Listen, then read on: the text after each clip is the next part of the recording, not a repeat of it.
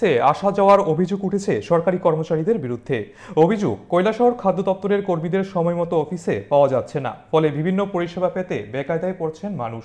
শুক্রবার স্থানীয় এক ব্যক্তি রেশন কার্ড সংশোধন করতে অফিসে যান, কিন্তু কাউকে না পেয়ে তিনি খালি হাতে ফিরে আসেন। সরকারি অফিসে এই কর্মসংস্কৃতি দেখে অনেকটাই হতবাক।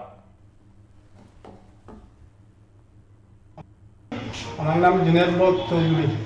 কই থেকে আইছেন আপনি? আমি আইছি টিলা বাজার থেকে। কি কারণে আইছেন? এই কারণে আইছি, আমার একটা রেশন কার্ড নতুন হয়েছে। আমার বাবার কার্ডটা কি আমার কার্ড আলাদা করছি। আলাদা করার মধ্যে আইস প্রায় 3 মাস ধরিয়া আমি টিলা বাজারের মানুষ, আমি টিলা বাজার বাসিন্দা। আমার বাবার আগর কার্ডও টিলা বাজার রেশনও অমরুদ্দিন ডিলারও গেছে, তার কাছ থেকে চাউল জিনিসপত্র ছুটাইয়া নেলা। কিন্তু আমার কার্ডটা নতুন হওয়ার বাদে আমার এইটা বিষয় ফুড অফিস দেওরাছড়া। দেওরাছড়া এইখান থেকে আমি 20 কেজি চাউল পাই। এই 20 কেজি চাউল লাগে আমি দেওরাছড়া গেলে অনেক টাকা লাগে আমার গাড়ি ভাড়া। আমার এইখানে দেওয়া এই কার্ডটা দেওরাছড়া দেওয়া হয়েছে। এখন আমি আজ 3 মাস ধরে কোনো চাউল পাই না। আমি দেওরাছড়ায় অলরেডি একবার গিয়া আইছি 500 টাকা গাড়ি ভাড়া দিয়া। আজকে ফুড অফিসও কেনে আইছেন? আজকে আইছি আমার এটা ট্যাংসার দেওয়ার লাগে টিলা বাজার দেওরাছড়া থেকে। ট্যাংসার টিলা বাজার হইতো অমরুদ্দিন ডিলারও এইখানে।